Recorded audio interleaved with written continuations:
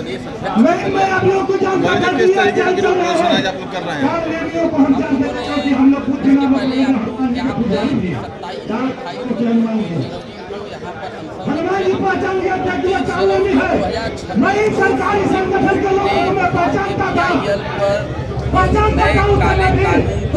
यहाँ पर लेकिन इसे पूरी तरह रद्द उसके बाद 14 फरवरी का डेट पड़ा,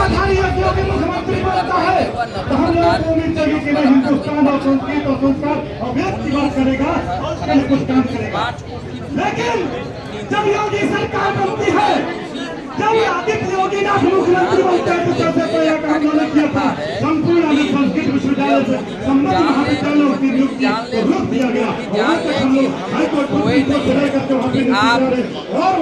तारीख देकर के ला करके इस कानून से हम लोगों को काटे की तरह गले में चुभो देंगे और हमारे बच्चे वही आत्महत्या करने को मजबूर रहेंगे। इसीलिए हम सब हम यह जानते हैं कि उनके कान तक आवाज़ धीरे से बोलने पर नहीं जाएगा। हम लोगों ने इसलिए आज हजारों की संख्या में शास्त्री घाट से एकत्रीकरण करते हुए आज जिलाधिकारी कार्यालय पर आए हैं। जिलाधिकारी महोदय को ज्ञापन देने के लिए कि यह ज्ञापन नरेंद्र मोदी तक भेज दीजिए कि इस तारीख पर जो आगामी तारीख पड़ा है सुप्रीम कोर्ट में 19 मार्च, इस पर आप हम लोगों का पूर्ण निराकरण करें। अब तारीख पर तारीख देकर बुलाने का कोशिश न करें, वरना स्थिति विभत्स हो सकती है।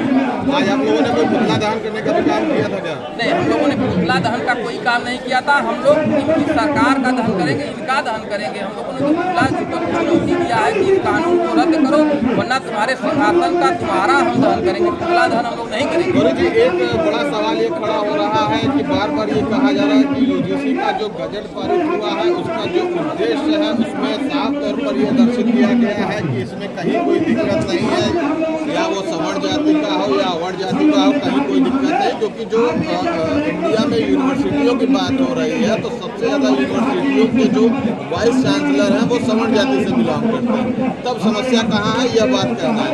देखिए, यह सिर्फ और सिर्फ वर्ग लाने के लिए कहा जा रहा है, क्योंकि इन्हें पता है कि सारे लोग शायद को पढ़ेंगे नहीं।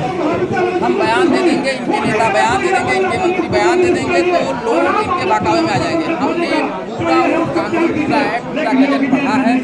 एक कहीं भी यह योग चाहिए कि जो कमेटी होगी उस कमेटी में कोई सिंगल समण हो, अनिवार्य रूप से सिंगल समण नहीं है। क्या सिर्फ हम एक उम्मीद पर कि वाइस चांसलर समण होगा और हम मान लें कि वह जो है हमारे पक्ष में होगा और कार्रवाई नहीं होगा, पहली चीज। क्या कोई कमेटी यदि सख्ती करती है कि इनके ऊपर कार्रवाई हो, ये जो आरोप लगा है और सत्य है, तो क्या वाइस चांसलर सिर्फ श्रवण होने के नाते उनको खारिज कर सकता है?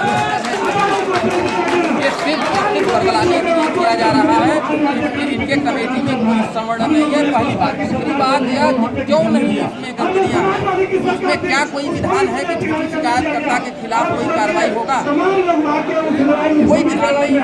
दूसरी बात, दूसरा तथ्य यह है कि क्या कोई गैर श्रवण किसी श्रवण छात्र के साथ अत्याचार नहीं कर सकता, व्यवहार नहीं कर सकता? क्या अगर कर सकता है, इसकी गुंजाइश है? सभी लोग कहेंगे इसकी गुंजाइश है। यदि इसकी गुंजाइश है तो उसके लिए क्या विकल्प है इस विधान में? वह कहाँ जाएगा? मतलब कि यदि किसी सवर्ण छात्र का उत्पीड़न होगा तो उसके लिए कोई व्यवस्था नहीं, कोई विधान नहीं। यदि किसी सवर्ण छात्र द्वारा उत्पीड़न होगा, भले किया ही न जाए, सिर्फ आरोप लगाया जाए, तो उस पर कार्रवाई होगी। सरकार अगर मांग नहीं मानती है, सरकार मांग नहीं मानती है तो सरकार को हम लोग उखाड़ के देख देंगे। हम लोग ऐसी सरकार बनाएंगे कि जो हम चाहेंगे वही सरकार बनाएंगे।